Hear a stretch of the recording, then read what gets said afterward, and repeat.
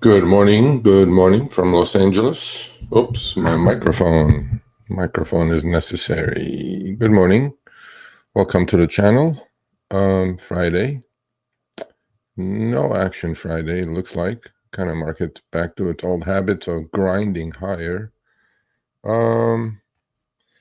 It's a quiet day.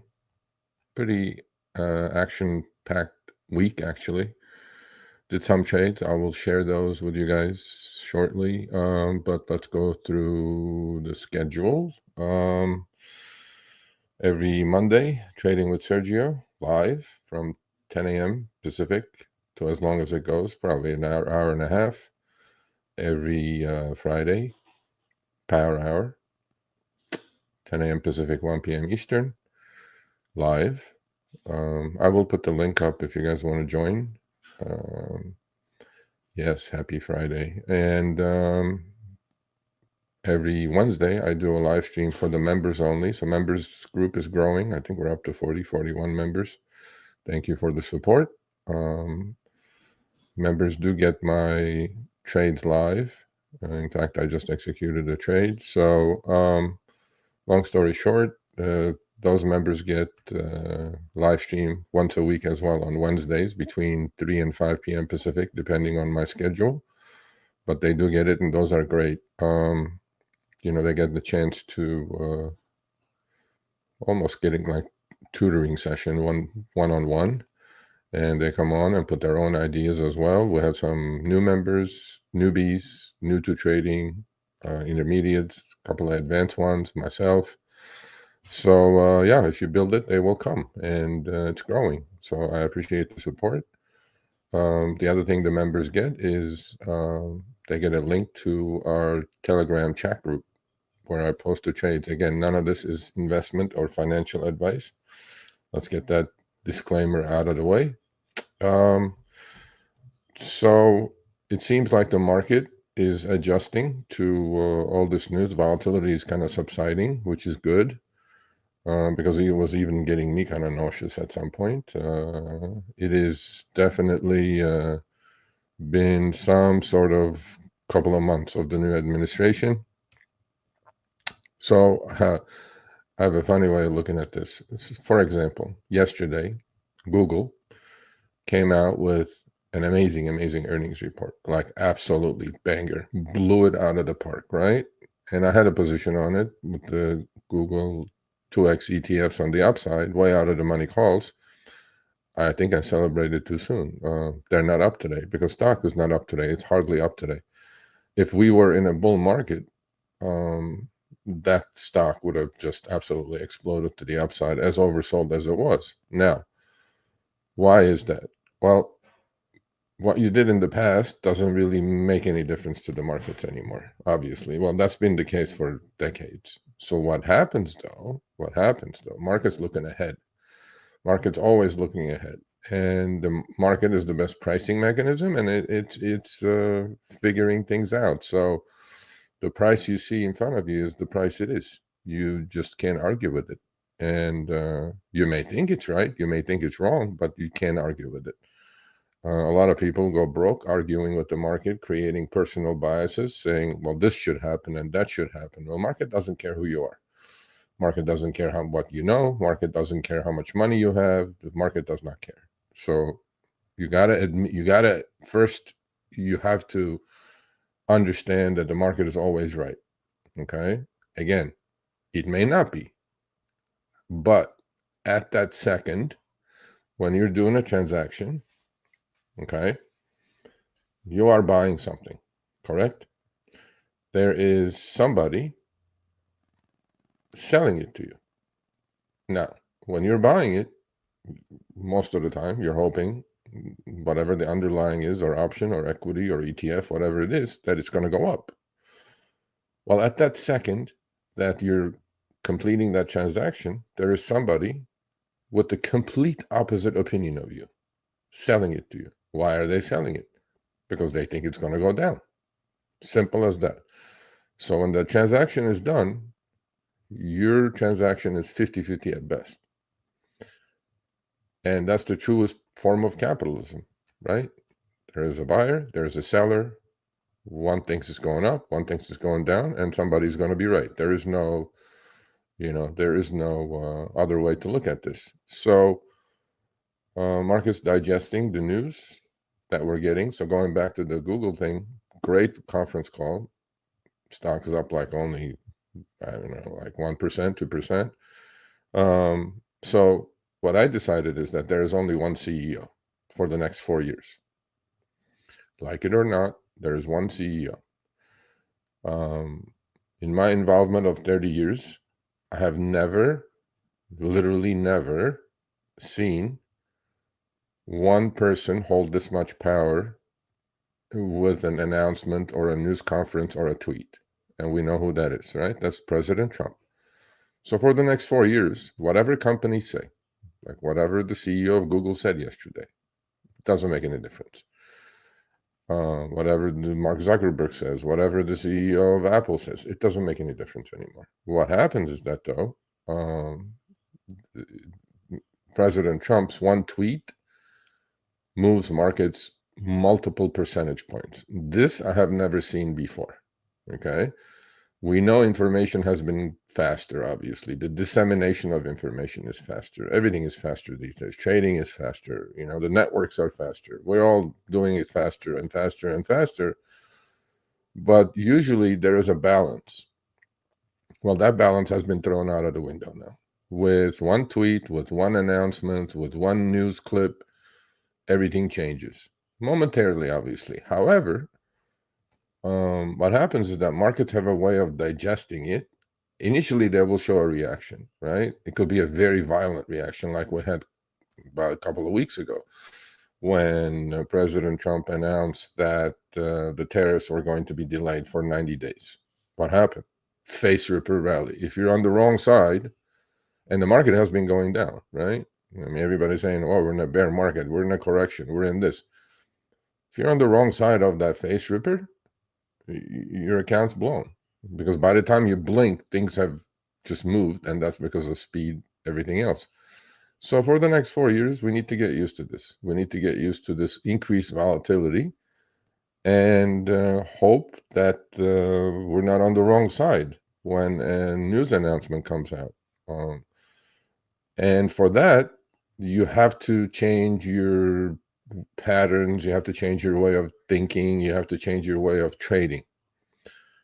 You certainly can get caught on the right side or the wrong side. Well, you can't expect to be on the right side all the time, and you're not going to be on the wrong side all the time. But what you need to do, you need to kind of step-toe. It's almost like walking on eggshells, honestly, because you're doing something and you're doing it the way you did it before. And then what happens? A tweet comes out, a news announcement comes out, and then everything gets blown away. Your position is done, right?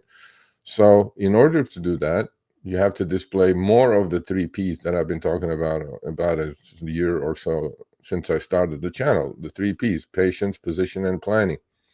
If you're not displaying patience, if you're not waiting for things to get to you, let's say if you work on technical analysis. Yeah, technical analysis gets blown out of the water. Why? One tweet, you have a massive up candle or down candle. It's just literally meaningless at the moment. But if you have patience, even if you're doing technical analysis, if you allow the stocks to get to you or indexes or whatever you're going to do, you have to display patience, number one. That was the case before anyway, but now it's doubly important. Number two, position sizing specifically. If you're on the wrong side and your position sizing is wrong, oversized, let's say, you're dead. So keep size small and adjust all the time, right? If you have full commitment on a setup, go in a little bit heavier. But what I did is I changed my way of trading to the point that even in my trading account, the investment account is buy and hold, which I will go into it in a minute.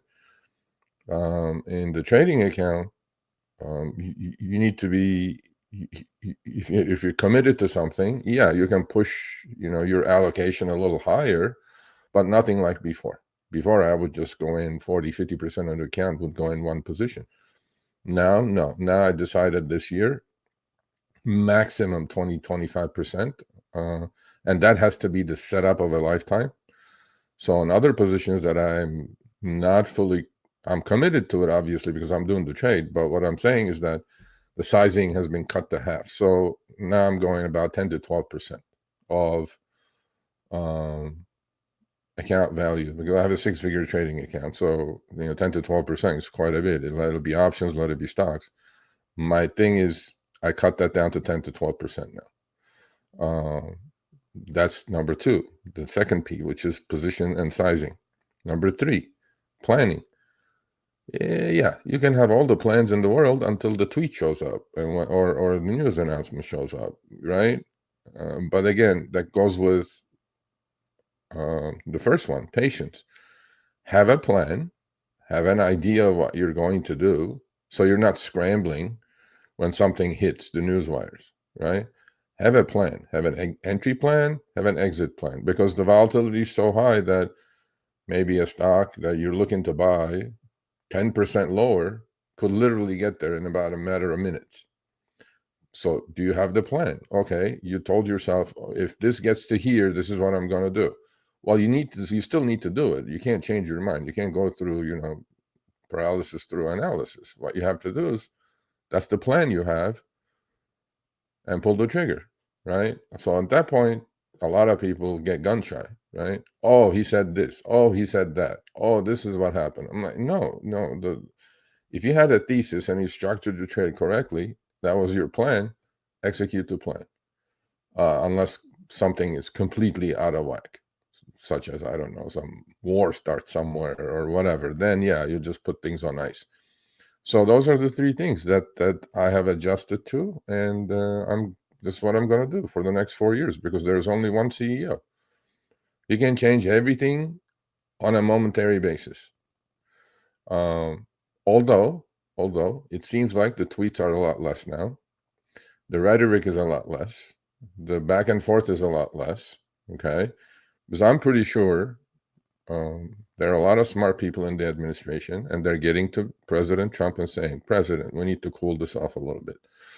And that's why the markets are kind of calming down. VIX is coming down from the 40, 50 levels down to 25 levels. I still think VIX is going to stay high, the volatility index. I think we'll have to get used to the increased volatility going forward the next 4 years or 3.5 years now. But that also presents opportunities, right? When the volatility index is high, the option premiums are higher. Maybe you should be a seller of premium instead of a buyer of premium now. You need to also adjust those things, right? And, I said this before, I'm saying it again. I trade my equity. I don't look at anything else. I look at there's one scoreboard in your life. Yes, you may have a smorgasbord of positions in your account. You may have 10 positions in your account. They're all getting marked to market every second of the day, right? But what changes? One position may go up, one position may flat, the other one goes down. It doesn't matter what individual positions are doing. Just look at your account equity, right? Liquidation balance, or if you don't want to call it account equity. I look at my account equity. Where's my account equity? Where did I start? The month, the year, the week, right? Analyze, look at it, and say, okay, well, this is my goal. I'm looking to get 3% this week. If you get to 3%, maybe you should just shut it down instead of pushing it, right? There's no reason to push in this type of market. There's no reason to revenge trade, and well, most of the people do it, and they blow accounts and they just look around what just happened. Well, that's what happened. So all this put together, you have to be a lot more nimble this year and going forward. Will there be home runs? Yeah, because with this volatility, I mean, if you're in the right things, if you I'll go through the charts in a minute. If you did the right things, there were home runs already. But then those are kind of YOLO kind of YOLO, FOMO kind of a trading, right? Well, I'm just going to put all my money in NVIDIA calls. I'm like, okay, cool. But I can't do that. I don't want to do that. I don't want to be glued to the screen every second of every day. But, it was a good week. We had couple of really good trades, a couple of open trades that are really working out well. And you know. So that's where we're at. As far as news is concerned, everybody is following the news anyway. You know, it seems like the back and forth between the two kids in a schoolyard. I put a really cool video a couple of days ago. You know, this is like two kids in a schoolyard, China and US. They're beating each other up. They really can't hurt each other. They're in elementary school. But then the teacher separates them, and then one kid goes, "My dad's gonna come beat your dad up. He's bigger than yours." And like, I mean, it's really ridiculous, right? Doesn't even matter actually, right? Doesn't at this point. It's so ridiculous that Trump goes 100%, China goes 120%. Trump goes, "I'll raise you to 145." China goes, "Screw you! I'll sell your bonds and tank your, raise your interest rates."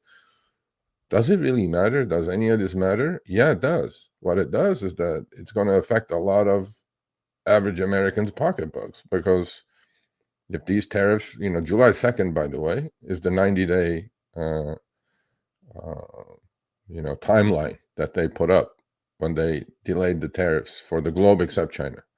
China, we're just not getting along at the moment. But I do respect and understand what Trump is trying to do. Okay. What and the administration is trying to do, bring some manufacturing jobs. But I think that train left the station. I think, you can, how many factories can you build in 6 months? Because the supply chain is going to be disrupted. There is no ifs and buts about it, right? And the talk of recession is coming around now. I'm not sure if we're going to go into recessions, because I think cooler heads are going to prevail, and they're going to go, okay, enough of this stuff, because we don't want to experience a recession. I mean, the average American has gotten hurt a lot with inflation over the last 3-4 years anyway. And do we need another spike in inflation because of tariffs?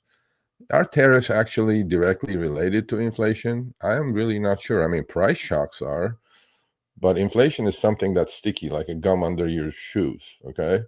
And it's been sticking around.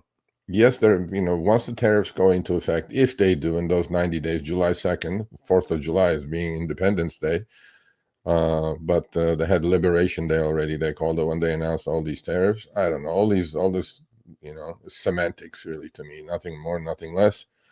And we'll see.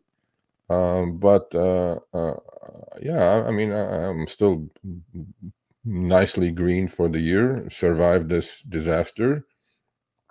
And all I'm going to do is make sure my account's taken care of, make sure I trade the way I do, adjusting, amending things that I do, position sizing and risk management, all that good stuff. Not push hard, right? There will be a time for that. There will be a time to put the pedal to the metal. I am quite aggressive. I'm not shy about it. But being green on a year like this is pretty good accomplishment. And we're only in, like, let's say, finishing April. Plenty of time left to squeeze more juice out of that fruit. Okay. But one thing I want to do is I want to make sure that my members group is healthy. They're learning.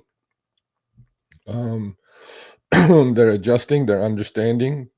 I'm trying to put more tools in their toolbox, meaning, a lot of them have the basic ideas of options and selling puts, calls, things like that, cover calls, whatever. But then there's many, many, many, many different strategies that you can deploy. And each strategy matches each occasion. There is no one size fits all in trading, right? So, for example, if you're if you're a drywall guy or a carpenter, you have a toolbox. There may be a tool in there that you use maybe once a month, but the tool is there, it's there, right? So at a given moment's notice, you can pull that tool out and make your life easier. That's what I'm trying to say, right? So have all the tools in your toolbox. Again, I've been doing this for 30 years. I'm on autopilot. I honestly don't even think about it as structured trades that I've done a million times before, because it fits that specific situation, right? Let it be on the long side, let it be on the short side, let it be on a sideways market, trending lower, trending higher market, all that stuff. So I'm just trying to pass that along to the members group and to the subscribers of the channel, because obviously education is power. Experience you cannot buy or learn. You have to do it. right? You have to get in the pool at some point. And I'm not a huge fan of paper trading, but in this type of market, it's better than blowing accounts. So I might as well do a little bit of that, because things change, right? Between paper trading and actual money on the line, things are completely different. When money comes into play, actual money, hard-earned cash comes into play, emotions get involved. You don't want any of that. Obviously, you want to be as robotic as you can. But again, it's hard. We're all human. It's our hard-earned cash, and we don't want to blow it. But then we have the ideas of becoming millionaires or becoming full-time traders and quitting our jobs and having total independence and having, you know, um, control over of our financial future. Yeah, those are all great things, but they're not easy to do. It's easy to talk about, but it's not easy to do. And again, it comes with experience, it comes with knowledge, it comes with a full toolbox. And yeah, those are the things I'm trying to do here on this channel. And last but not least, I mean, news-wise, one thing I can highly recommend, right? I'm not saying turn the news off.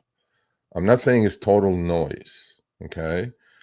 But I highly recommend to tune it out a little bit. Don't get pushed and pulled with every bit of news, every bit of, your candle on the chart, looking at 1-minute charts and drawing lines and, all that stuff. That doesn't work. Like, it never worked. It doesn't work. What works is being patient and waiting for your best setup. And, not have 10 different setups. Have 2 that has worked for you over a couple, 3, 4 years maybe, and keep those, as opposed to constantly moving with the wind, getting wind shifts, you shift, wind shift, you shift. You can't do it that way. You're going to lose money and you're going to lose brain cells. I mean, it comes from somebody that has seen it all. And last but not least, I thought I had seen it all. Well, look at what we went through last month or 2, right? I mean, is it over? Has the market bottomed? I don't think so. I think market's still expensive, and with this rally that we had, and we're just snapping back to where we should snap back to, actually. And I'll show you guys my positions, what I have, what I'm doing. But yeah, that's where we are. And let me put the link up if anybody wants to show their pretty face. Okay, you can join the live. We can have a chat, whatever you guys want to talk about. Here's the link. And here it is. Right there. So if you want to show up, grab it and come on.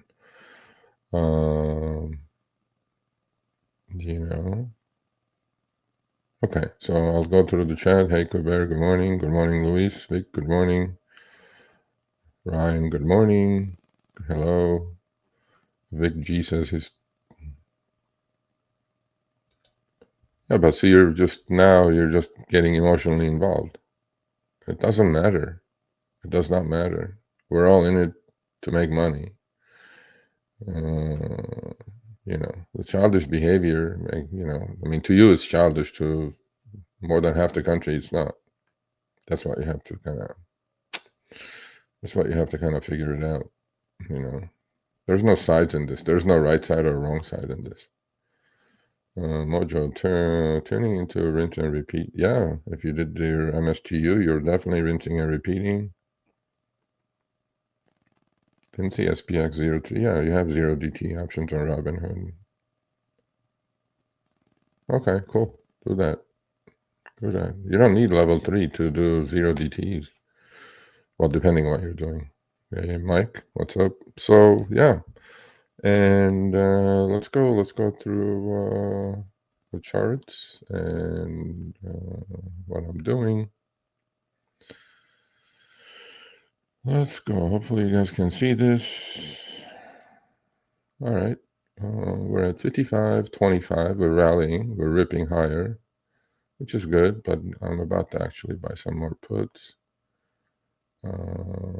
Bitcoin is pumping. Everything is, pretty much going up. With some couple of really great trades.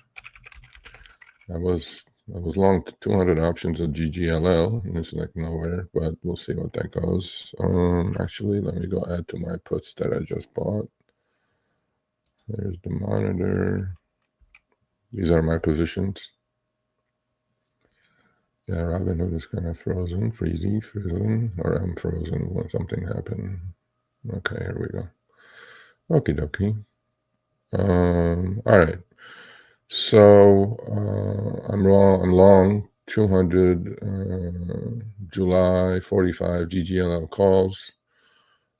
Cost of 39 cents. They're 30 cents, but I sold May 45s yesterday for a nickel, so that's free money. $1,000. Not worried about it. This is finally closed the trade. This is the trade that I closed today. Finally, we had a fantastic trade, and I put it on the chat. Again, not financial trading advice. We shorted SOXL puts and did a synthetic. Bought the 12.5 calls. Sold the calls really early. Those calls are just quadruple now, but we doubled or more actually on the calls, and then the puts melted away. My last puts I bought back at 20 cents today. We had sold the 7.5 and 8 puts, so that's done. So actually, about before I came on, I started buying next Friday's vertical put spreads. I'm buying the May 2nd 5,400 puts and selling the 5,380 puts. In fact, I'm going to add to that. I did them at 4.5. Let's see if they're 4. I'm going to add to it at 4. 54. Okay, 54. So we do live trading here. Sell the 5380s. They're 395 4. Yeah, I'm gonna add 5 more at 4, or 395 or 4. Let's go 4. We gotta put a limit. When you're doing these, please put limits on, because the spreads are pretty wide on these 0DTs. You're gonna get ripped off. And the order is in. The order, yep, we just got executed. Cool. So we did 5 at 4, 5 at 4.5, 4 at 4, and 5 at 4.5. The other trade that I've been talking about, I'm up about $3,000 on it. Actually, it's a pretty decent trade. I have this pretzel. It's not a pretzel trade. So I believe interest rates are going to go down, and TLT is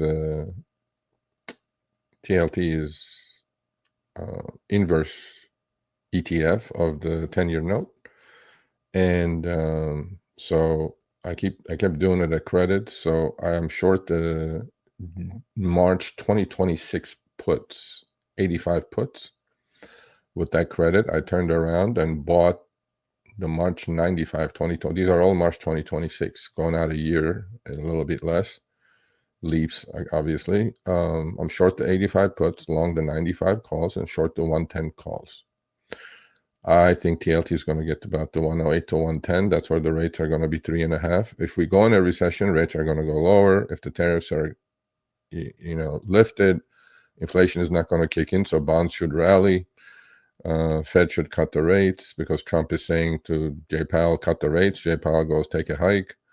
He's have a video coming out today. They have a standoff going on. I believe what the Fed is doing is correct.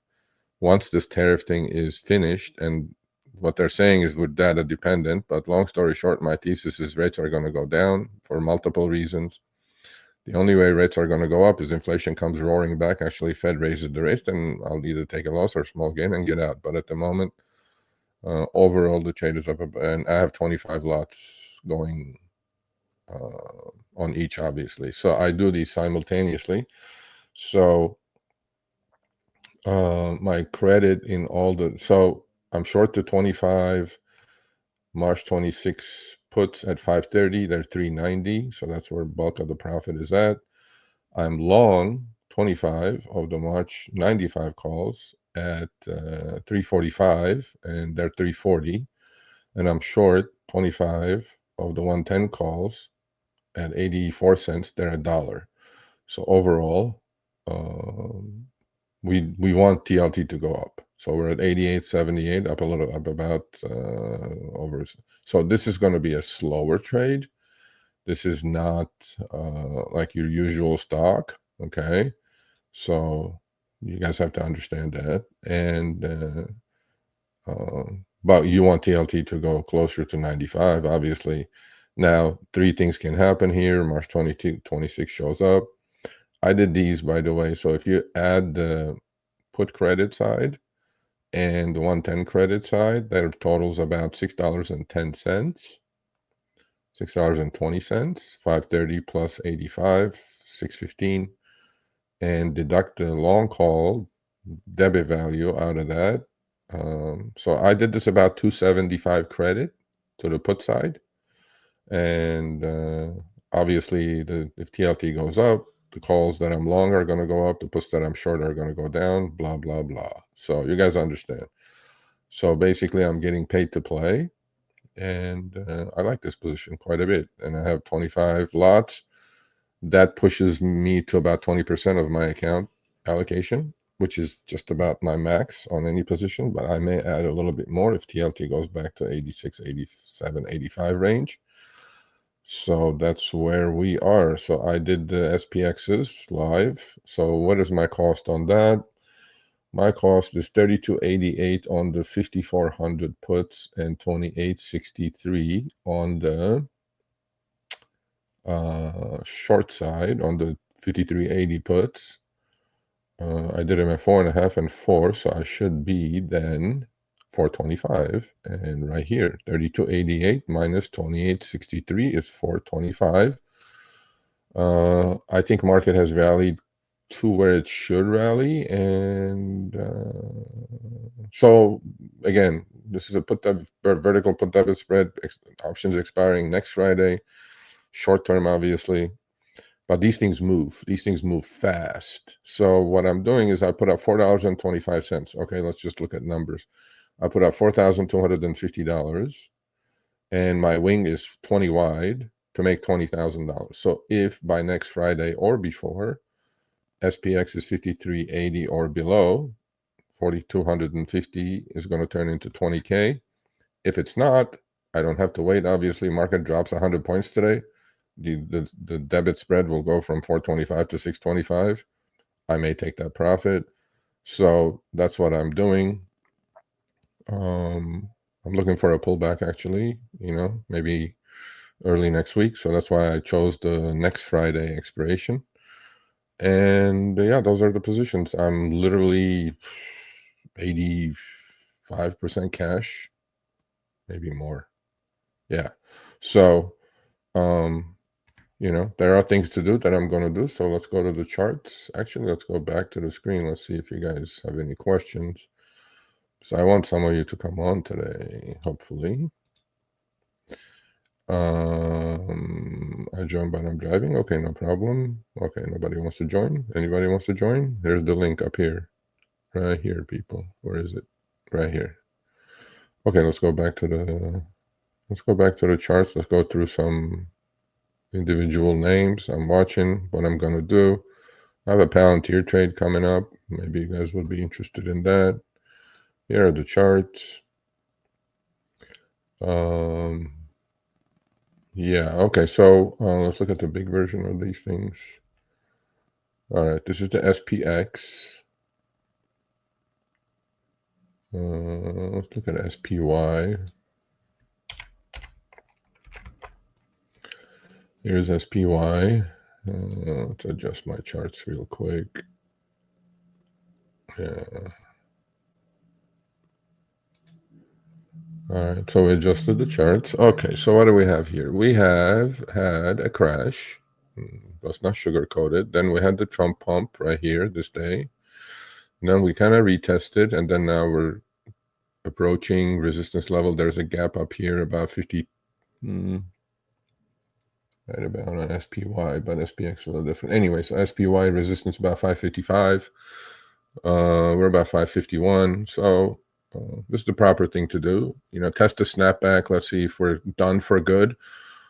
All negative side of volume is really drying now. When the volume dries on rallies, you know, we're not done going down yet, but the ranges are pretty wide. So I started buying the verticals. So I'm at 5,400 right here is the long side, and then 5,380 is the short side. So yeah, I mean, for this trade to work, we don't have to go to 5,400, but we'll see. It's also a little bit of a hedge for my TLT position, actually. And talking about TLT, let's look at TLT. TLT 88.80, up nicely today, up another 0.6%. I put the trade on right about when we were about 85, 86. Now, why am I doing this, by the way? So MACD is turning up, still under zero, but I'm actually liking it more. I was in this trade before. I liquidated when we got up to 94. And then this is what I'm trying to say with the patience, right? Why am I doing short 85 puts? Well, I'm looking at going back 10 years. In fact, I'm going to go back further. I'm going to go back max the charts allow. So you guys see this back here on the left. TLT in 2002 was about 80. The low is about 81 range, right? So I was doing this trade. You guys see my red line here? This is the short put side. This is the long call side. This is the short call side, right? So I am basically trapping this trade. I don't mind owning TLT at 85 minus the 275, which will put me at 82.25, which is the low in 2002, which will coincide with almost 5% in the 10-year note. Okay, I don't think rates are going to go above that. I don't think the rates are going to go below 3, which coincides to be 110, which is right up here. So that's how I basically structure a lot of trades. I look at the past, where we can do, where we can go. Are we bottoming here in the rates? Are we going to go higher? Are we going to go lower? But I think we're going to go lower because economy, I think, is going to slow down. The TLT was 180, by the way. That's when COVID hit and interest rates went to zero or actually negative. I don't think that's going to happen. There's no reason for that to happen. So I've structured the trade this way. You guys see the collar here. But push comes to shove, I do not mind owning TLT, okay, at 82.25, because that'll put me back to where 2002 was. Physical shares of TLT, actually, that you can do, okay? So STLT, triple Q looks pretty much like SPX, obviously. Well, this is long term. Let's look at 1 year, 1 day. Okay, so we're actually on triple Q. We're actually almost at the 50-day now. So we should have resistance here between the 50-day and the 200 because we're under all the moving averages. We crossed above the 20 EMA, which is my yellow line. I think we're going to kind of slow down here and roll over, give it one more test, because if you guys watch me last couple of Fridays, you know, yeah, market did crash, right? But then a lot of people are looking at a V bottom, which is that everybody's used to it, and it kind of looks like it at the moment, but I don't think it's going to be a V. I think we're going to go sideways to retest, and so there's some good trading range opportunities coming up. Apple, let's go through the Max 7 real quick. Under 50, under 200, just bouncing back with everything else. Nvidia, same thing. Nvidia, just bouncing back to resistance. Then we have Meta. They're all under their 200 EMA and 50 EMAs, right? So bouncing back. The 200 EMA is 200 EMA is this line. Blue is 50, yellow is that. A lot of people are talking about, I'm sure you guys heard about the death cross in the SPX. I'm going like, okay, you know, how many death crosses are successful? How many work? I don't know. So SPX is not as strong as triple Q, but it's coming up to resistance. Death cross is when the 50-day crosses the 200-day, right? 50% of the time it works, 50% of the time it doesn't work, honestly. Let's look at Google. I mean, with amazing earnings, stock is just up a little bit. It's just shocking, actually. Actually, it may even go down. I mean, it's almost on its low of the day. You know, so let's talk a little bit about my long-term investment account. I got lucky. I bought Google about 142. I'm buying shares in that account. I don't trade. I bought Google. I bought Kava at about 82, and I sold some puts now that are going to expire worthless. I got lucky, but I wanted to get back into these things, right? I have Unity software doing nicely. I have Soxel in there that I'm still holding, unlike the trading account, because we did options there. Here I had shares. I bought shares about 8-10 range. We're at 12.25, so I'm good there. I will take profits. So actually, I took profits on one today. I have SoFi at 8.5. We're at 12.90. We'll take profits on SoFi as well. I mean, 50% in a matter of a week and a half. You got to take those. I have Robin, which is the 2x ETF of this. I took profits today. 2x ETF of in the investment account.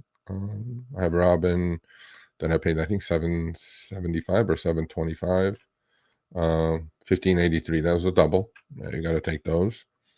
And I have Nike. Okay, so I haven't touched any of the other ones except Robin. So Nike, I paid 53-ish. I don't mind holding it at this level. I think it's pretty low risk. So that's my investment account. Trading account I just showed. Let's go back to the Mag 7. Netflix. Holy moly, holy. Look at this thing. I mean, sometimes people say technicals don't work, but I go, I don't know about that. Look at this. I mean, it came and tagged the 200 EMA at about 845, 825. Look at this rally. Earnings were great. We're at 1,100 people. So technicals do work. But yeah, it's getting a little nosebleed, obviously. The one interesting one is Tesla. Horrible, absolutely horrible earnings. I mean, I'm talking disaster. But that shows you guys, the day after the earnings came out, they were horrible. Conference call was horrible. And what happened to the stock?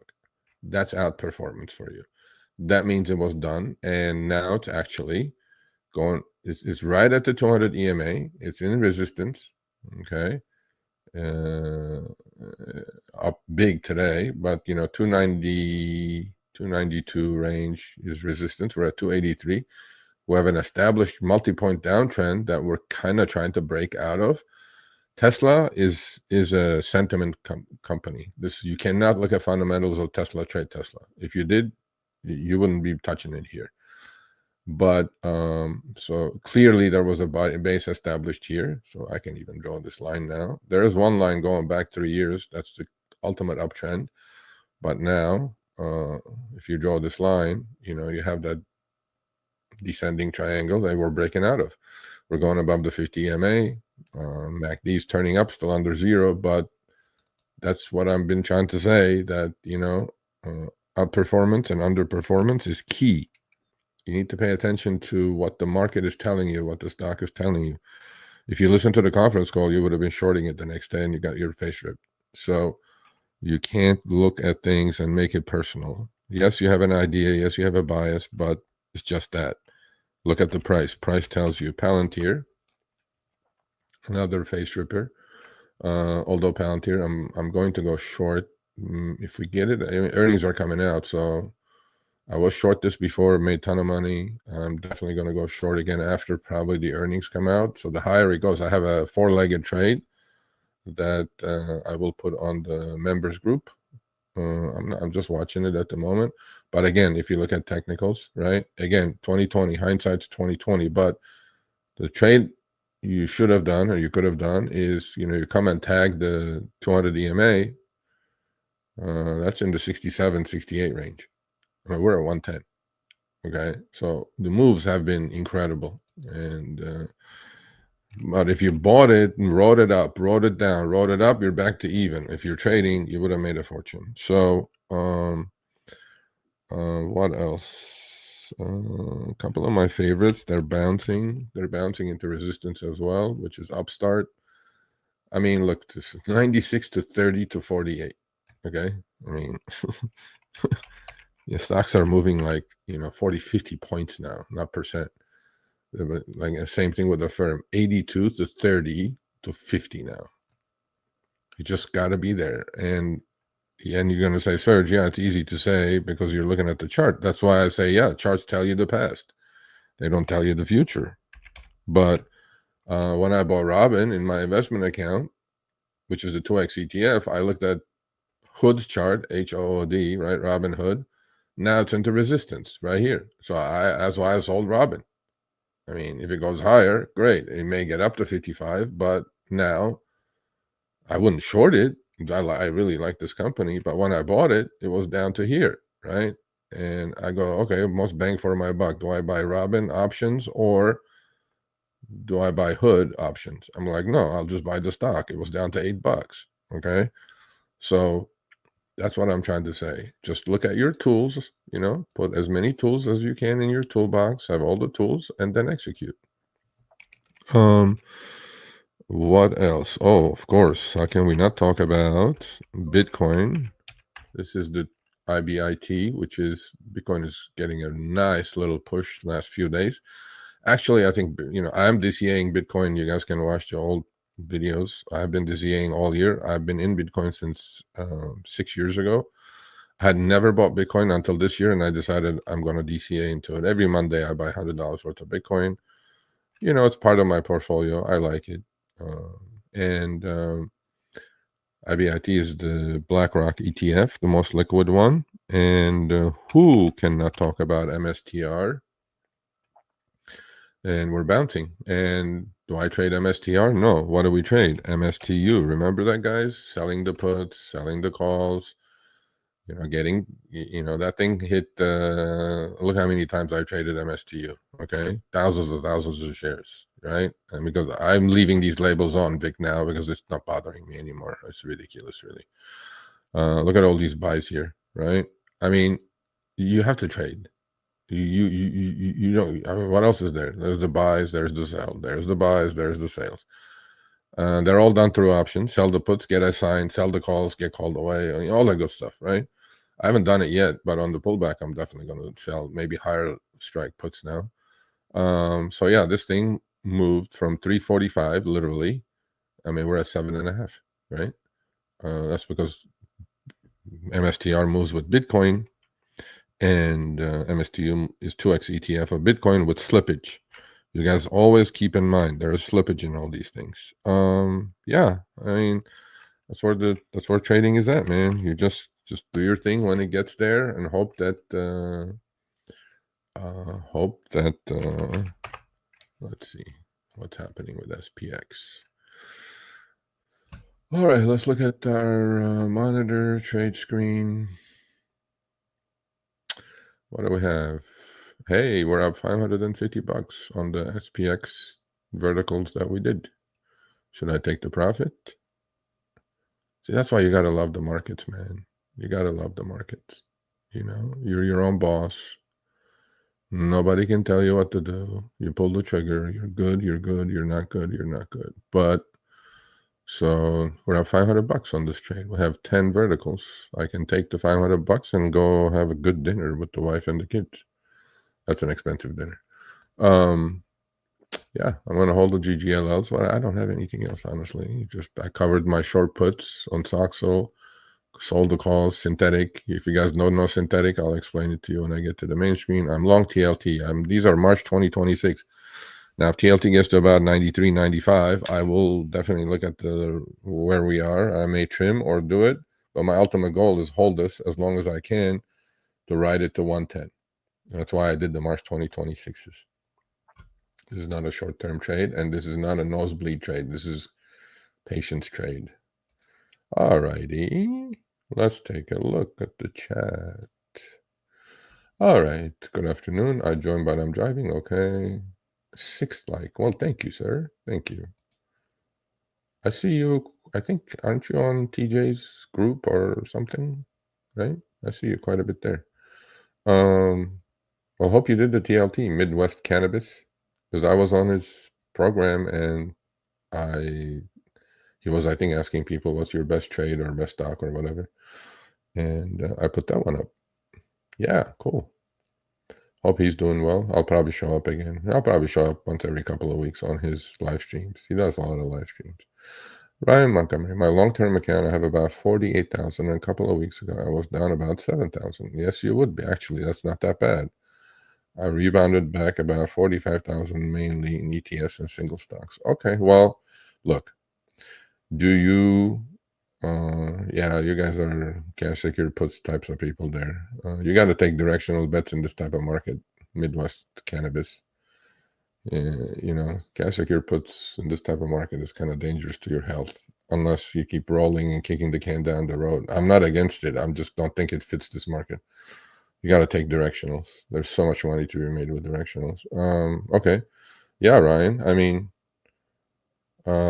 maybe you should look into selling some cover calls. Maybe you should look at some getting rid of some of the stuff. You know, this rally that we're having is a chance for you to clean up your weak stuff, right? So look at what you have, your portfolio, what ETFs, whatever. I mean, I understand if you say I'm like only 30 and I'm going to hold this for the next 30 years, fine. You'll be fine. But my point is look at what you're holding, look at your holdings, and maybe sell some cover calls. And if you get called away, let them go. Rotate to better names. If you're into some trash, look, everybody's in some trash. Rotate and move, like, you know, I mean, to me, that's what I would do because I don't know what's in it. I'm really not in it. So, I don't know what's in your portfolio, basically.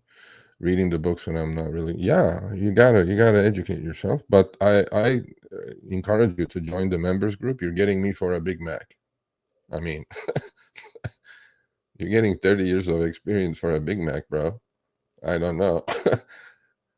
And you get 4 live streams, and you'll learn faster. Trust me. Because ultimately, what I want to do in the members group, I said this the other day. I don't want to keep giving them the fish. Because then they're all going to get lazy and they're not going to learn anything. Because I'm not going to keep doing this forever. I like paying it forward. I like helping people, but you know, it's taking quite a bit of my time actually. And I'm not doing it for YouTube clicks or money or whatever. I'm fine. But what I'm saying is that I want to teach you how to fish. And if you want to learn how to fish, you know, reading the books is fine. Reading books is okay. Obviously, you need some general knowledge. Like yesterday, I put the Palantir trade up. I go, what do you guys think? And they're all like, what the hell is this? How do you come up with this stuff? I'm like, to me, it was like too simple. Like, I was like, what do you mean? How do I come up with this stuff? It's easy.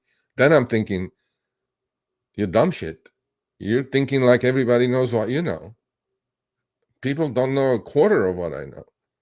And it's not a bad thing, but you got to learn. So when you learn, it'll accelerate your learning process, basically. That's what I'm trying to say. If you join the members group, and then you'll have access to my live trading, which I actually just posted. When I bought the vertical spread, I executed, and I posted it.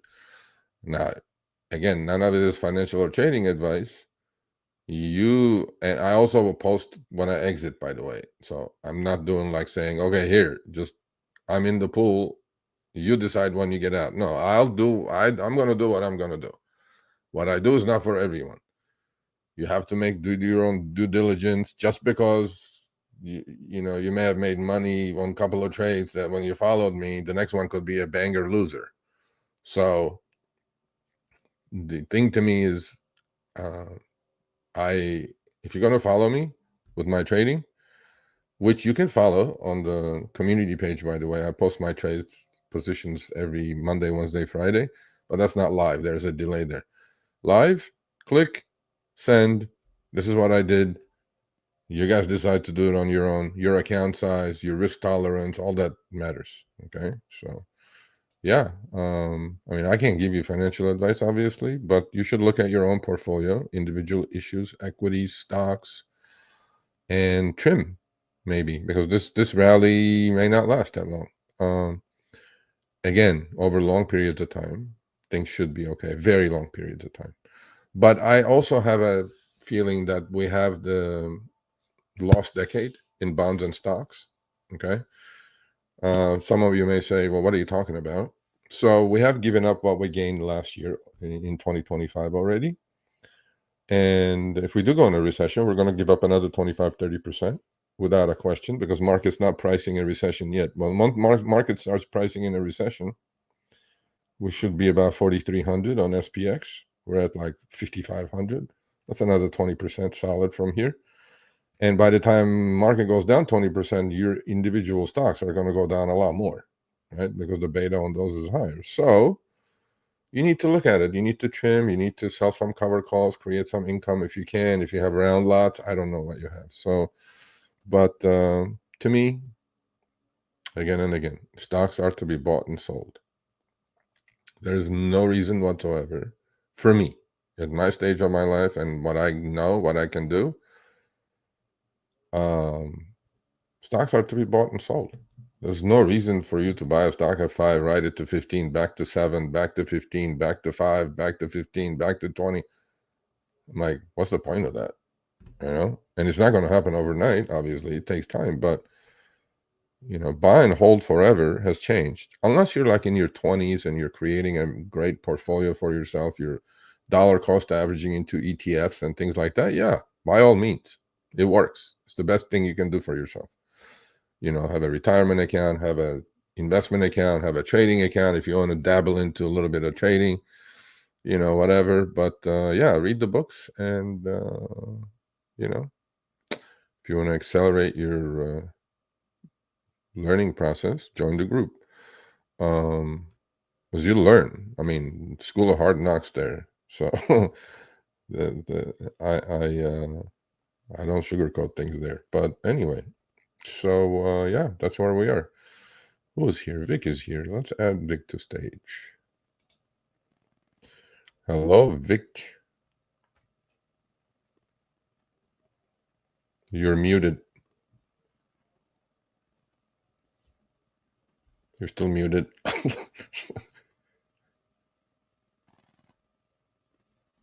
You see the microphone? It says microphone / you're muted.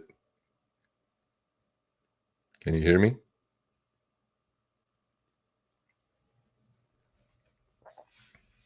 I didn't mute you. Did I mute you? No. No, you're muted on your end.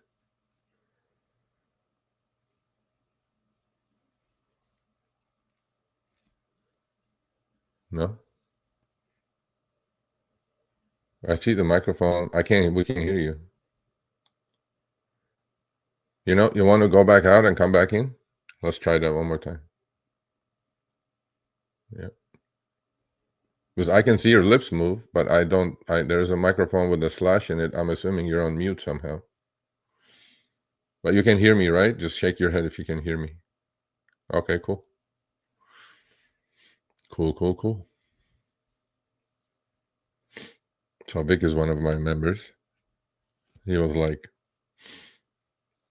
a new member, I think. Well, maybe a week or two or whatever.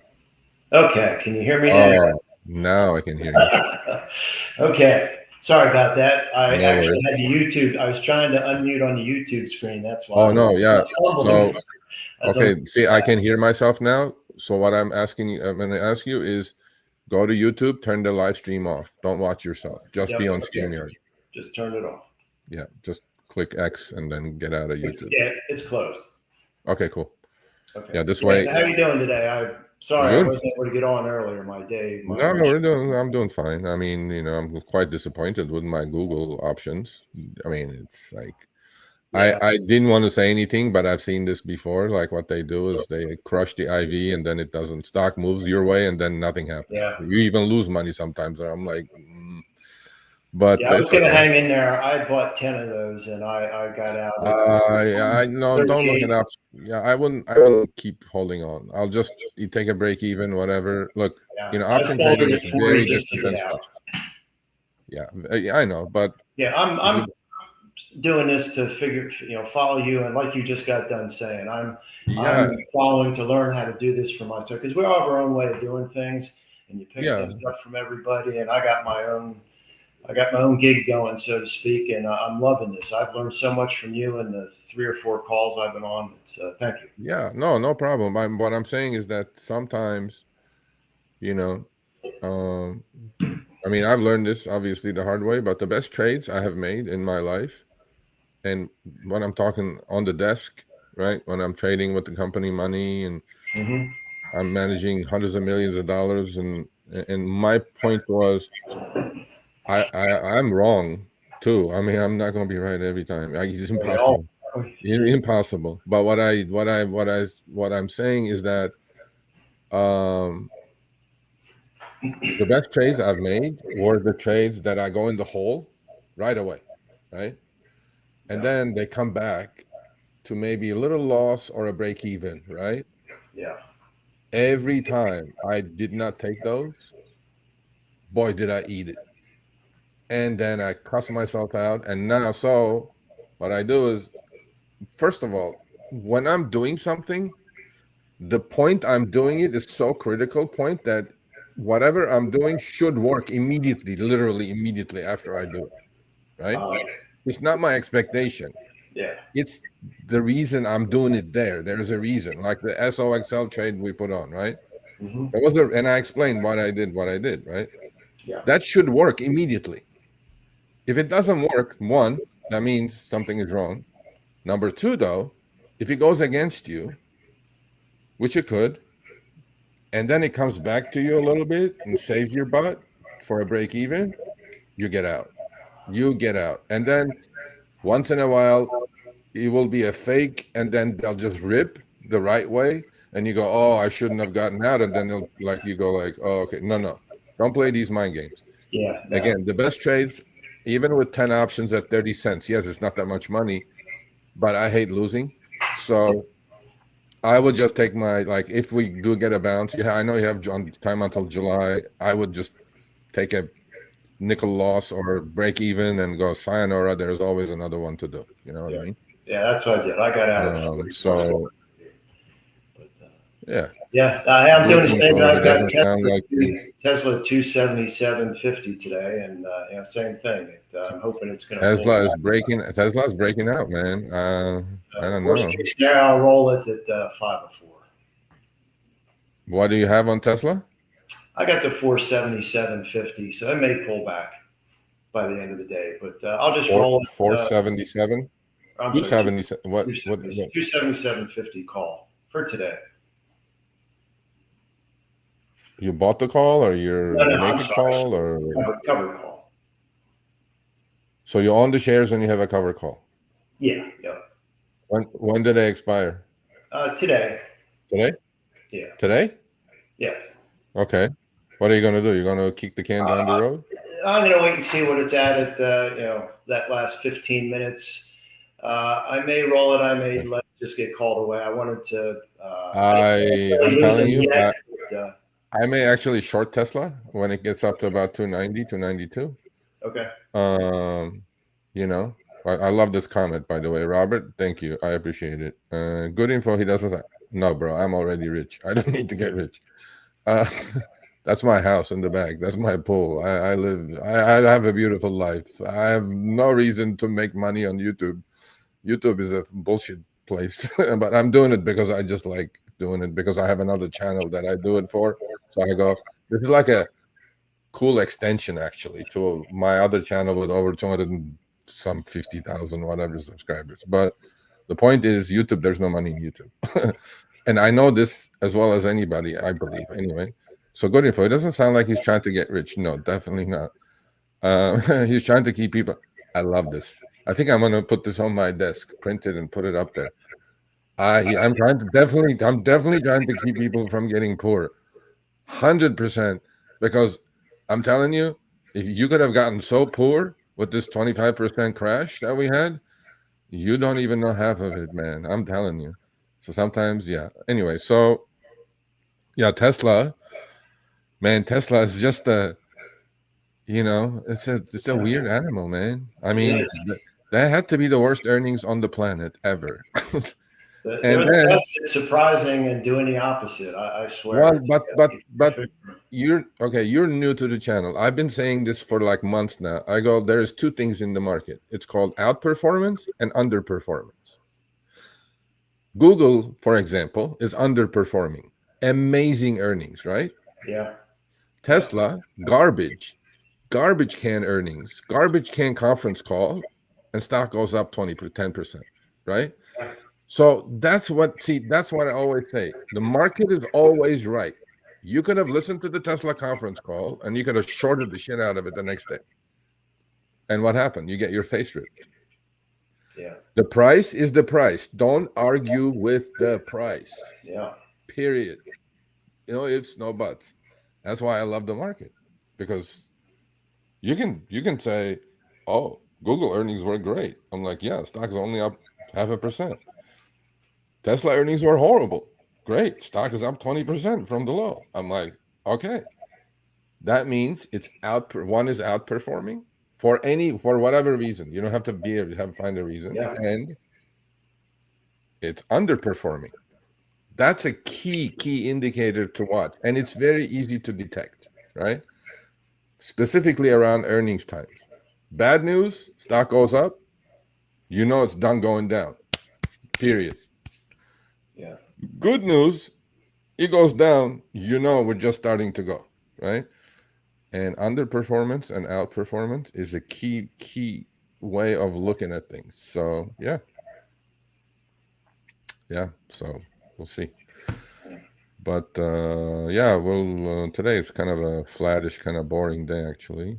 But I bought some. I lost some money actually. I got out early this morning. I lost like a point on my put debit spreads verticals that are expiring today. I rolled them to next Friday, and we'll see how that goes. But actually, I'm doing it with more of a larger position actually this time. So I'm buying the 5,400 puts and selling the 5,380 puts. I know you had some questions about that yesterday. I don't think you understood. You said, I don't want to risk this much. Okay, so actually, since you're here live, let me explain it to you. Yeah, great. Okay, so when you can you have access to your option chain? Sure. Okay, go to your option chain. Actually, I'm going to go to my option chain as well. So okay. All right, go to SPX option chain, right? Yeah, I'm there. Okay. So what platform do you use again? I use E-Trade, Power E-Trade web platform. Okay. It's comprehensive.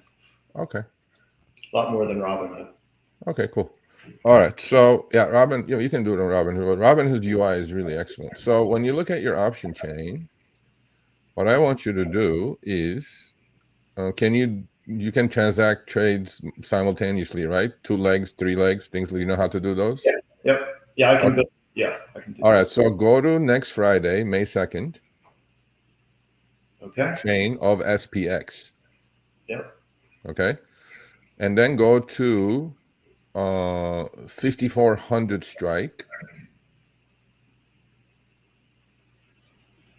Okay. Hold on, I gotta expand mine.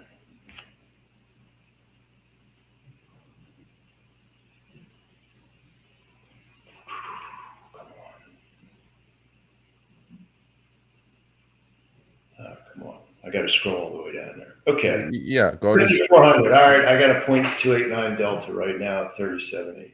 Okay, so 37.70, 38.10. Is that what you're seeing? Or 37? I got 37.60 and 38 even. Yeah, okay, it's changing. It's now 37.50, 37.80. Okay, forget that. So click. We're not going to put the trade in, but I just want you to Sure.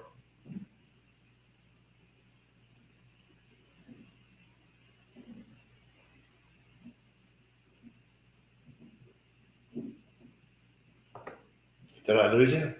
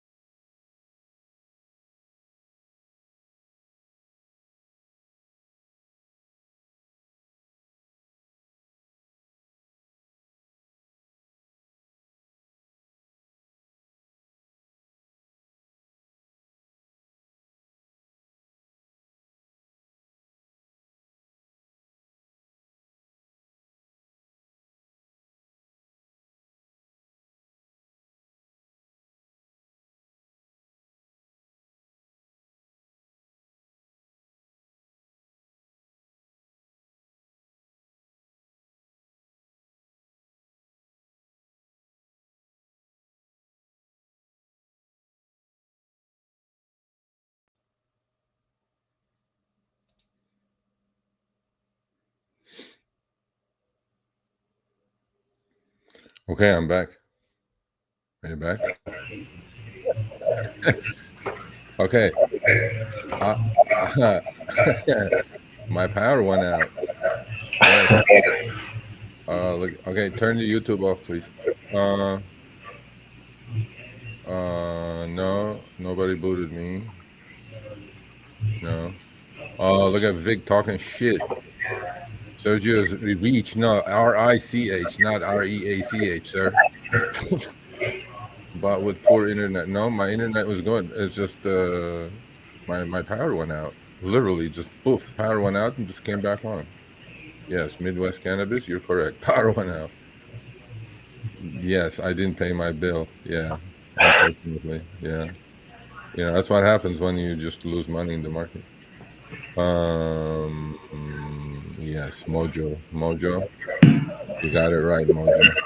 Actually, I mean, my internet is as good as it's been. It's just the power is like, okay, so let's get back to square one.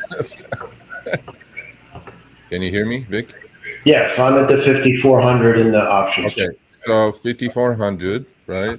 Yeah. Click on buy 5,400. We're not going to execute, don't worry. Yep. No. Okay. And then I don't know how you do it on E-Trade, but click on Yeah, I just add buy, an option leg and I sell the sell the 53. 5380, and then it'll present um,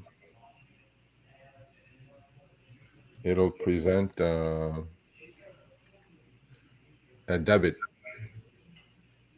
You see that? I'm showing. Yeah. Yep. 425 debit. Okay, 425 debit. So if you do one contract of that, Yeah. that presents $425. Right. Okay. I understand. I'm good there. All right. So if you can leg in, leg out, but I usually do it simultaneously, right? So when I do it, so for this trade to work out, obviously SPX is about 5,500 now. We're 100 points out of the money on the long side, right? Yeah. And the short end is 5,380, which is inconsequential. Basically, you get your the width of the wing, we call it, right? The width of the wing is what? 5,400 minus 5,380 is $20. Got it. Well, you're putting up $4, right? $4.25. Yeah. So that's $425 because every option contract is worth 100 shares, right? Right. So when you look at $4.25, it's $425. Right. But then the wing is 20 wide. 20 times 100 is $2,000. Yeah. So your max loss here is going to be $4.25, and your max gain is going to be $2,000, about 5 to 1, right? 4.5 to 1. Okay. In order for this to work, obviously you have 5 days. You have until next Friday, not counting today, not the last hour and a half today. Okay. Right. Yep. Even if the SPX goes to 54.50, still way out of the money, right? Yep. That spread will appreciate probably to 8 range. Okay. And if the faster it falls, by the way, right? Because now we're dealing with massive amounts of time decay, right? Because it's only for 5 days. Yep. Okay. So it's a directional bet that I'm willing to take here at this point, because I think the market's going to either retest or roll over pretty soon. And you could do this with 0 DTEs, 1-day DTEs, weeklies, monthlies, whatever. Okay. But the reason I picked the 5,400 and the reason I picked that level, again, I'm just going to put out the reason why I'm doing it. So I got to actually go back in and share my screen again. Okay. In fact, I can't. I don't know why. Oh, because I'm not on Robin. I'm not on Think or Swim. It got booted. Let me turn the damn thing on. Anyway, so the reason I do that, I don't know if you look at charts or technicals or whatever. Yeah, I mean, I'm looking if 5,500 to 5,400 is less than 2% pullback, right? Okay. About 1.8%. Well, I'm looking at the daily fluctuations or expected moves on SPX. It's been nothing but miraculous. Okay, so I said that on the members group live on Wednesday, but I'll repeat it here for the other people who are watching. The way you figure out the expected move, the simplest way is you take VIX, whatever the value of the VIX is. So I don't know. I don't have my screen on me. What is VIX today? 25? Let me pull it up quick. 25.89. 25.89. Okay, so we're going to take 25.89. Isn't it odd that the VIX is not going down with the market going up, right? So that tells you something right there. So you take 25.89 divided by 16. So average expected move daily is about 1.6% on a 5,000 index, which is about 85 points. Let me log into my TOS. Hold on. So yeah, that's what I'm looking at. I mean, you get a 1% move down on the SPX. That spread, vertical spread, will double. Okay. Now that's also most of the time when I do this, I'm doing it to hedge whatever I have else going in my account, right? Mm-hmm. I'm not just doing it to gamble with it. But yeah, let me log on real quick and let me see if I can add this to the screen, and I'll look at the chart with you. You have your chart set up, by the way, Rick? My charts, yeah. Okay. Do you have it set up like I have mine set up? Similar. I've got What do you have on it? I've Like, got the 20, the 50, and the 200. I've got the Bollinger Bands. I've got RSI volume. okay. How many other indicators do you have? I can add whatever I want. I tend to not use a whole lot. Yeah, I suggest you don't. So mine is set up this way. Let me put this up for a second. I use Okay. different colors than you. Yeah. No, if colors are colors, I'm not worried about. That doesn't matter. Yeah, we're all agnostic to some colors. So, here's SPX. Oh, I gotta share it. What am I doing? Hold on a second.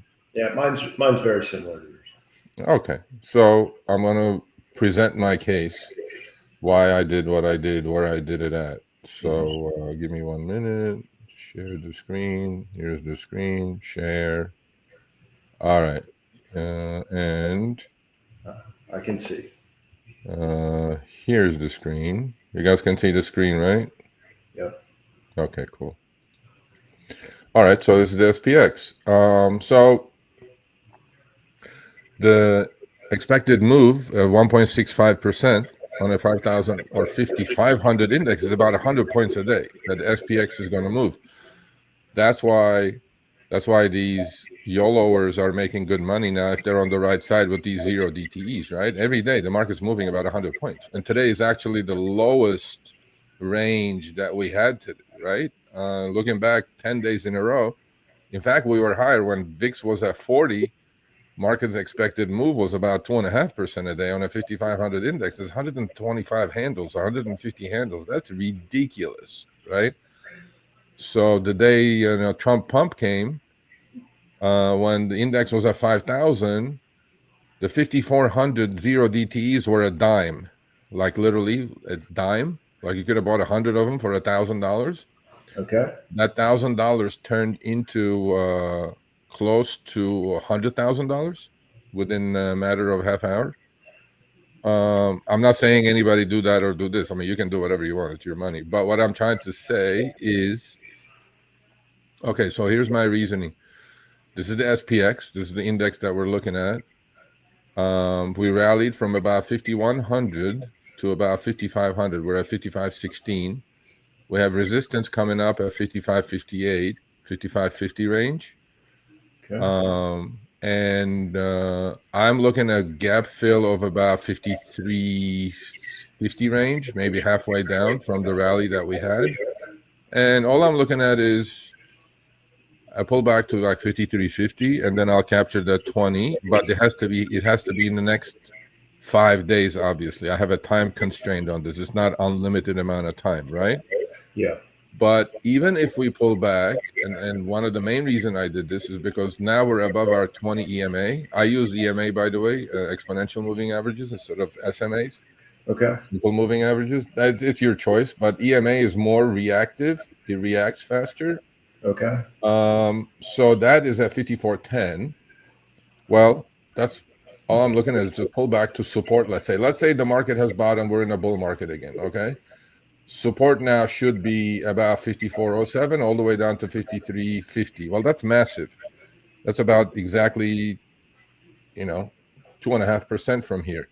So a little bit of a hedge, nothing face ripping, putting up a couple, $3,000-$4,000, whatever I'm putting up, 3%, 2% of the account to not only hedge a downside, but also,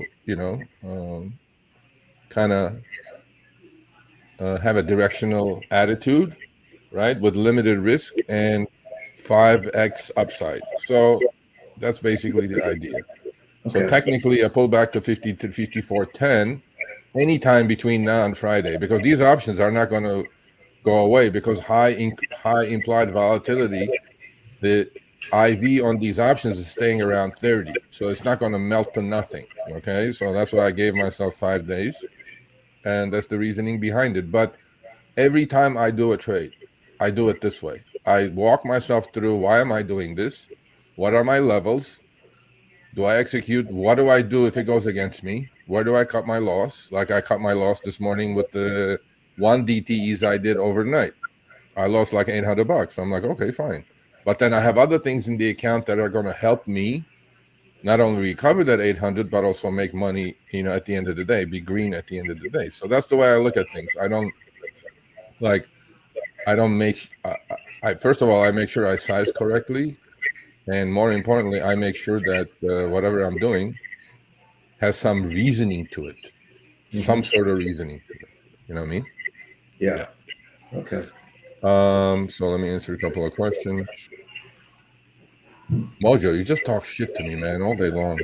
I mean, I love you, but you some profit. You've been. I don't brag about profits. Now Vic is new. I don't brag about any profits. Actually, I brag about my losses that I took a loss. I have a backup battery, bro. It didn't work. What do you want me to do? The power went out. I don't know. Maybe it drained the. I don't know.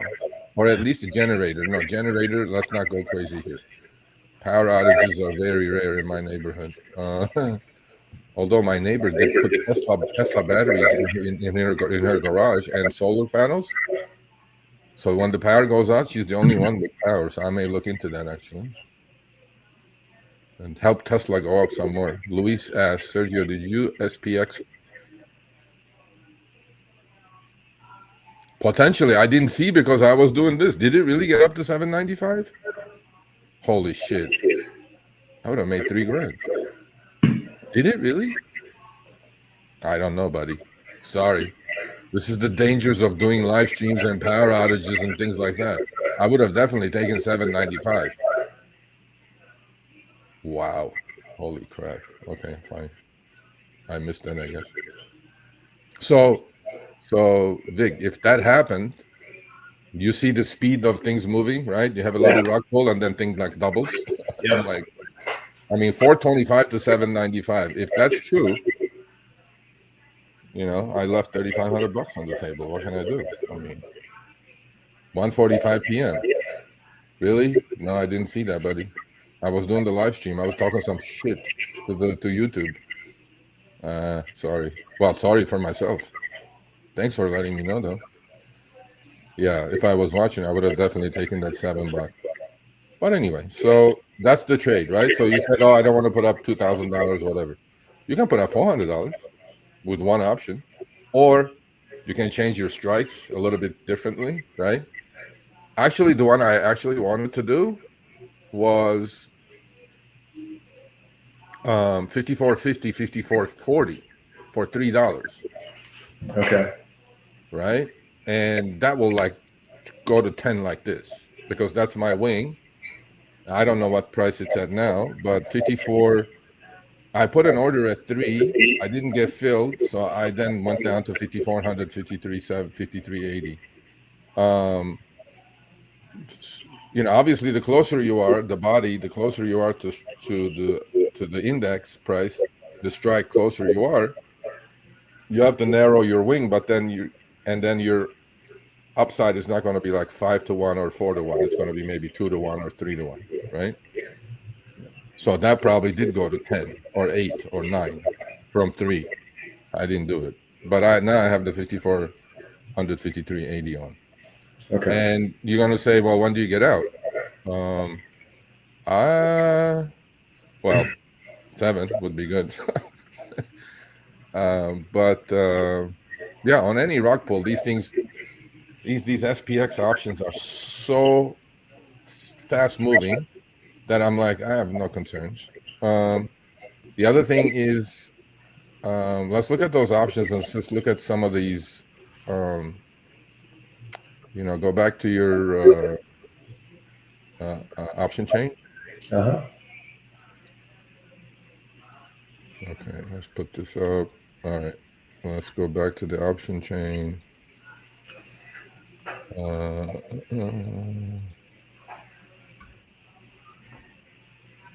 Yeah, let's look at some of these highs and lows, right? And then you're just going to go, holy crap, this is ridiculous.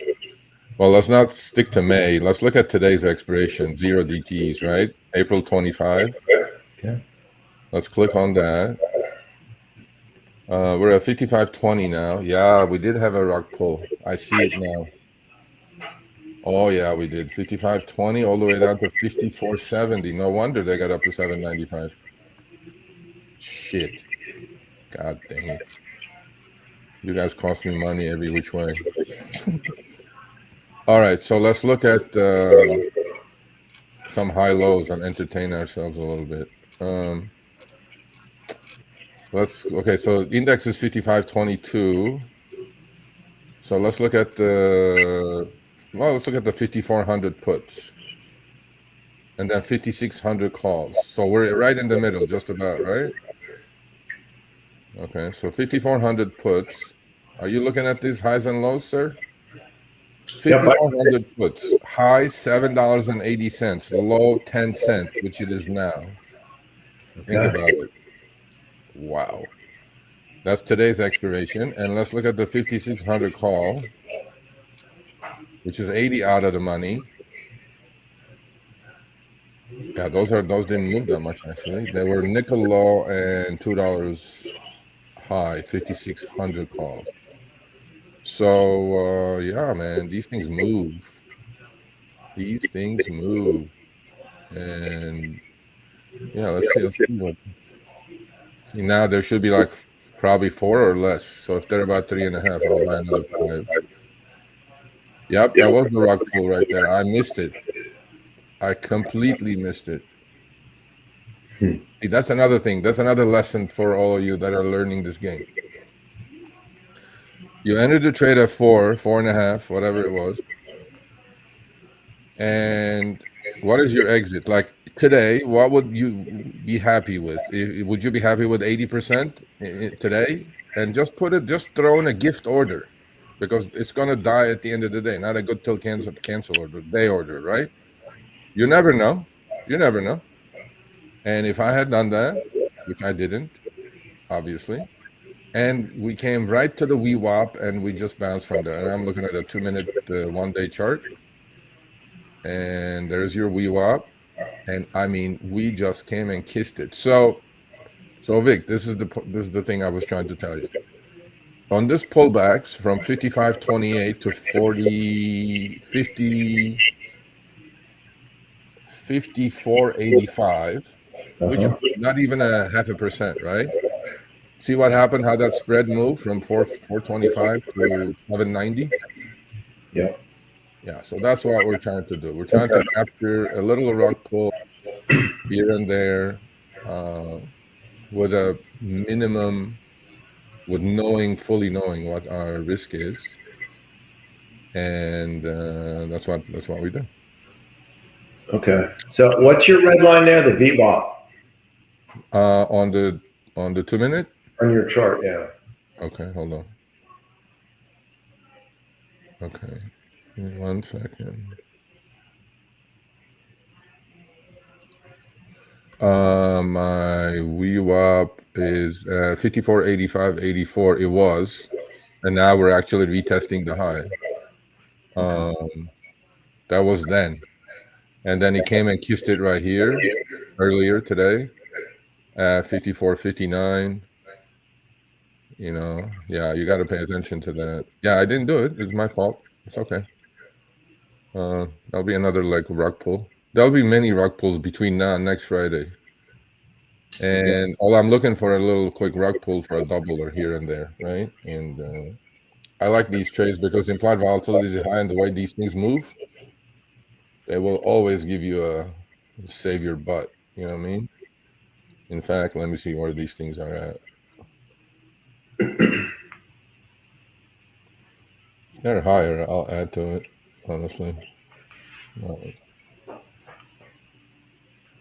Soxel, are you all out of Soxel? Me? Yeah. Yes. You covered the puts as well? Yes. No, I still have one of the $8. I covered them. I put it on the chat. I covered them at 20 cents. So Yeah, I saw that. I mean, you can do whatever you want. No, I've Fridays are busy for me at work. So Okay, well, you're gonna capture another whatever 20 cents. So I mean, you have May 16th. You have 20 days to go, and you're gonna I usually cover when I squeeze about 75-80% of the juice. yeah. I'm okay with it because you never know what can happen. Something can happen. Stocks can crash. You don't want to deal with it. You know what I mean? Yep. So TLT is working fine.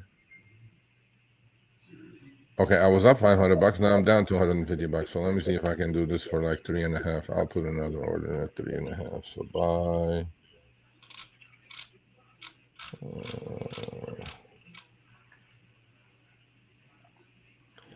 I am looking at the wrong expiration, man. Yeah, I had Schwab for like 20 years, 15 years. I used to use Street Smart Pro. Loved that platform, loved it. And then they migrated to Thinkorswim. I hated it initially, but now I love it.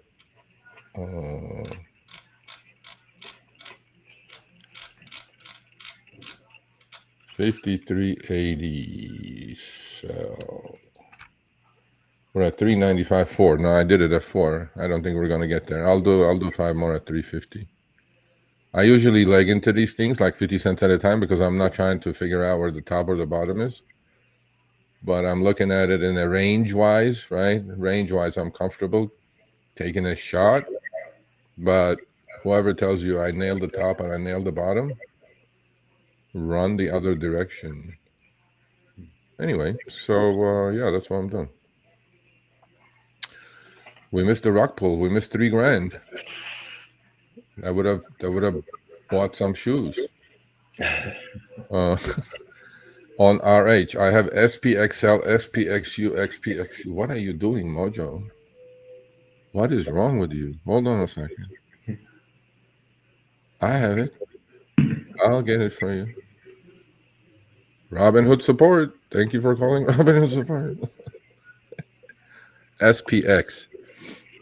Just SPX, my man. I don't know what to tell you. SPX. I have SPX right there. SPX. Mojo. What do you want me to do? I don't know. SPX. No SPX only? What? How's that possible? Well, I have SPX. I don't know what else to tell you. I have SPX, and right under it, I have SPY. I don't know. I don't know. Honestly, I don't know, man. Anyway, um, there should be there. I mean, it's there for me. I have like a little $3,000 account on Robinhood. I don't know. Anyway, so hopefully we won't miss the next rug pull. Any questions, guys, gals? Anything else? You have any questions, Vic? No, that was a great help. I have a better understanding of that now. Yeah, that's what we're Thank you. trying to do. And yeah, let's see what you do with your Tesla. Yep. Yeah, I'm gonna. Well, I haven't looked at it here in an hour, but yeah, I'll either let it get called or I'll see where it's at. If it's close to 277.50, I'll. So what Probably. is your history with that? Like you bought the shares, I'm assuming, or Yeah, you bought Leaps or whatever you bought. yeah. Um, I with that particular those two particular lots, I may have got put. I may have bought them outright. okay, and then you sold the calls. Yep. Yeah, multiple times. I've been. This is mainly what I've been doing is writing puts, Yeah, I got you. wheeling when appropriate, and Yeah. No, I mean it works. It works when it works when something is going kind of sideways or the range bound, like Tesla has been range bound between 220 and 280, let's say. But before then, you had the precipitous downside. I mean, yeah, 480, what was it? Something like that, right? And 480 to 220 is a long way, man. yeah, it is. I mean, Yeah, that's Tesla. Hey, if Elon says you he's coming back, and it goes crazy even with the bad earnings.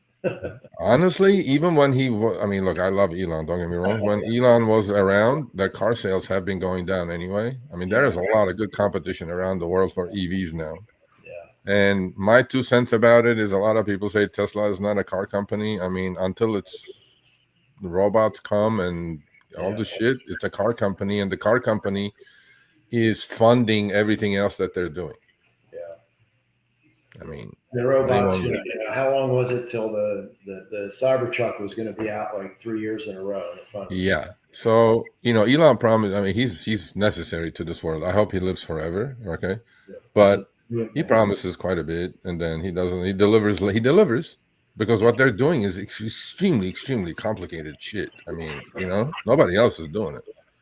I mean, catch a rocket with like tweezers. I mean, come on It's now. amazing. It's amazing. Every time I watch that, I go, that's got to be AI. That can't be real. And then, no, it's real. Yeah. I mean, think When about he it. first started talking about going to Mars, I thought, I love Oh, Elon. no, no, he's Nuts, but going. I think he's going. Oh, he's going. To be He's there. going. Yeah. No, I have no doubt he's going. Because if you can you shoot a rocket, that thing is tons, Yeah. bro. How much does that damn Tons. thing weigh? I mean, it comes down and it goes like, oh, hold on a second. Catches it like it was a little baby. Yeah, and then it's just come on down, let me just cuddle you here. Like that's all metal and explosive shit there. It's like, Amazing. I mean, obviously he's not the one doing it. I think he's got like ridiculous geniuses working for him, writing the code and doing whatever he's doing. But just to even, I don't know, conceptualize it Yeah. and then do it. I mean, look, you can think of something. I think of things a lot, but I know I can't do it. Right. But to think about it and make it happen is insanity. It's unbelievable, So yeah, so the car company is going sideways, and the only thing about Tesla, I know people have short memories. Okay, how much brand damage has been done to Tesla and allowed the competition to catch up? That's the thing that I'm thinking about. How long is this brand damage going to last? Yep. No, I don't stay away from it. I trade TSLL quite a bit actually. Is Tesla a buy or these? No, I don't stay away. I look with all these volatile stocks, Palantir, Robinhood, SOX, Tesla, MSTR. They all have their own 2x ETFs, bear and bull, right? I usually stay with the bull side. So if I'm going to go short, I'll buy puts on it, or sell calls, buy puts, or short the damn thing itself because they're very liquid. So I trade TSLL. I traded quite a bit. It's breaking out technically. If you're just a pure technician and you look at that chart with that multi-point downtrend, it's breaking out now. It could have a face ripper to like 320 or something. You know, Tesla's Tesla, man. Tesla doesn't move, you know, for any rhyme or reason. But it's a good trending stock, though. Once it gets going, it goes. And once it goes like downside or upside. So it's breaking out. If you're a technician, you got to buy it. You know, it's breaking above the 50 EMA. It's right at its resistance at 200 EMA. It's taking out the downtrend that's been in existence since 488. It went sideways. It didn't break down. If it had broken down, that thing was going to 160. So I'm like, if I did not know it was Tesla, you show me a chart just like that, I go out to buy. Period. So, yeah. What do you want me to say? That's it. Okay. No, I appreciate you Tesla is not explaining that to me. No, but what I'm saying is that like the robot, the humanoid robots, right? That's Tesla. Robotaxi is Tesla. So the cars are funding all that other stuff. Yes, SpaceX I know is not Tesla. Boring tunnel is not Tesla. None of that is Tesla. It's a, you know, AI part is not Tesla. I get that.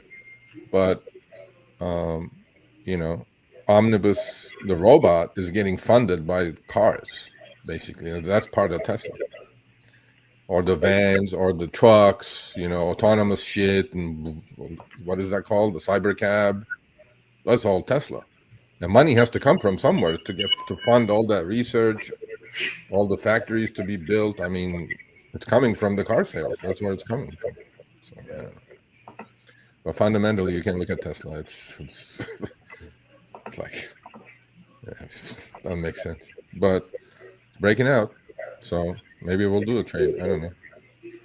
We'll do some next week's options for it to go to 320, maybe. I don't know. We'll see. We'll take a look at it. Anyway, guys, gals, I have SPX on cell phone. Huh? Okay. Okay. And? Great.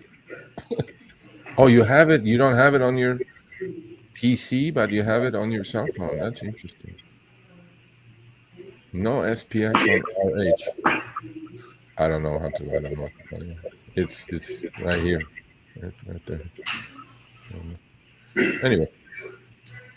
Yeah, hey, Sergio, I'm going to get rolling. I have a meeting at 3:00. I got to jump on, but thank you. And all right, good luck.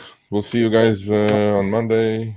And chat's open as usual. If you guys have any questions, shoot it out there, and I'll try to get back. And as far as Power Hour, sorry about the outage. Nah, not my fault. If you guys have any questions, shoot it. You want to become a member, you're more than welcome to. Just click join. I'll send you, and then shoot me an email, sergio@sergioavedian.com. Sergio, here's the email.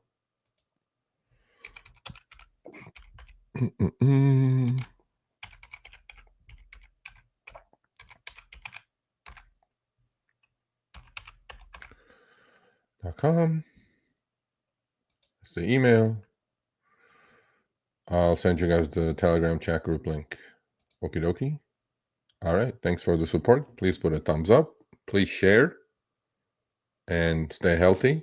And see you guys for Trading with Sergio on Monday, 10 a.m. Pacific, 1 p.m. Eastern. Adios. Or I could just stay on. You guys want me to stay on? Just dick around here a little bit? Look at my spread that I missed. I missed $3,500 on. Gosh. How did I do that? I was live. That's why I did that. That's the problem. That's the problem. I would have taken that $3,000, man. Luis, it's all your fault. No, it's my fault. You got to pay attention to shit, Serge. Anyway, Yeah, nothing else to do. Just maybe there will be another rug pull, or will there be? Oh, there was a mini rug pull right there. Yeah, we're just strong today, but I'm all right. Long and strong those put spreads. But next rug pull, if we do get down to, so VWAP now is 54.93. We get down to 54.93. Those should be like 5.5 maybe. We missed that boat at 7. Should be about 5.5. I may take $1,500. I don't know. No, we'll see. We shall see, folks. Ooh. I want to do more of those actually. Buy the 5,400. Sell the 53.80. What is happening? 425. I'm even again. What is going on? Yeah, I'm exactly even. Huh. Okay, whatever. No, I'm up $50. Yeah, these things are moving so fast. You know what? I'm just gonna put a gift order at like 6.5. In case. In case we get a rug pull. Alright, I'll do that. Learned our lesson, didn't we now? Yes, sir. Let's do that. Let's put an order. Sell 10. Let's do 5. We have 10. Sell. Buy 425. No, we don't do it at 650. Yeah, 650. Or should we do it at 6? Take 2%, 2 points out of it. 650. 650. Okay, we did that. Open order now until the end of the day in case there's a rug pull next hour. And then the other 5. Create duplicate order. Put it at 7.5. You never know. You never know. 6.5, 7.5. Let's see if we get the gift order. If not, no big deal. We'll hold until Monday. There will be a rug pull between now and next Friday without a question. Okay, folks, that's the show. Stay healthy. Be well.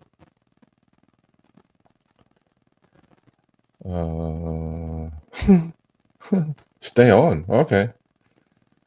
How much longer? I don't know. I came on at 10. It's noon. I'm hungry. Okay. I usually do SPX. Okay. Why? 0 DTs? Are you addicted to 0 DTs, buddy? If you're going to sell, the proven method is if you're going to put credit spreads, call credit spreads, iron flies, iron condors, you should definitely do it literally within 10 minutes of the open, because that's, so the theta decay happens the first half hour, 45 minutes, and then it happens at the end of the day. The rest in the middle, if there is direction happening, going back and forth, you don't want to deal with it. Am I lonely? No, I'm not lonely.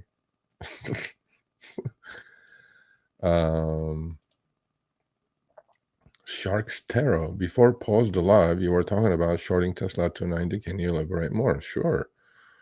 I didn't pause the live. The power went out, Shark Tarot.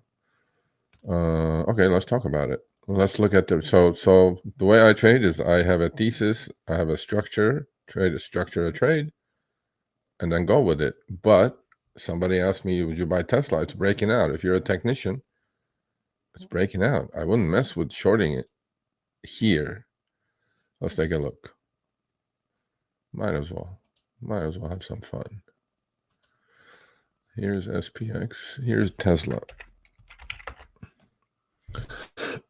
What's the 2-minute chart on Tesla? It's right up against the downtrend, actually. That's the 2-minute chart. We don't want to look at 2 minute.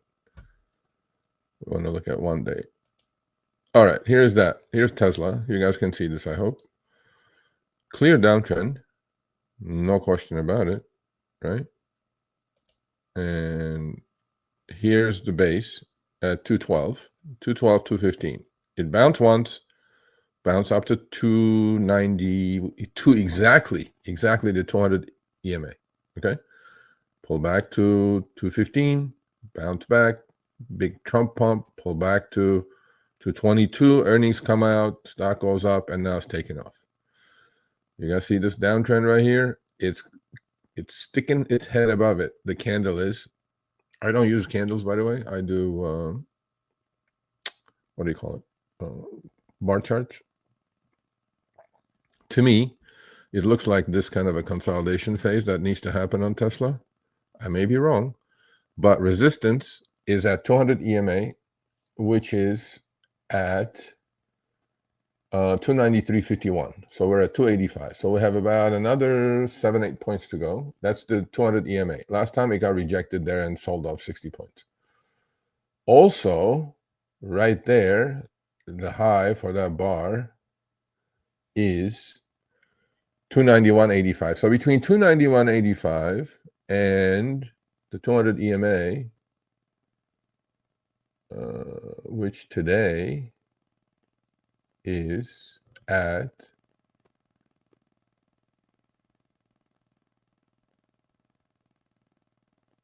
287.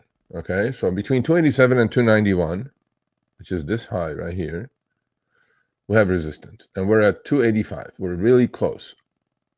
Downtrend, this downtrend right here is getting taken out. If we close above it, the 50-day EMA is getting taken out.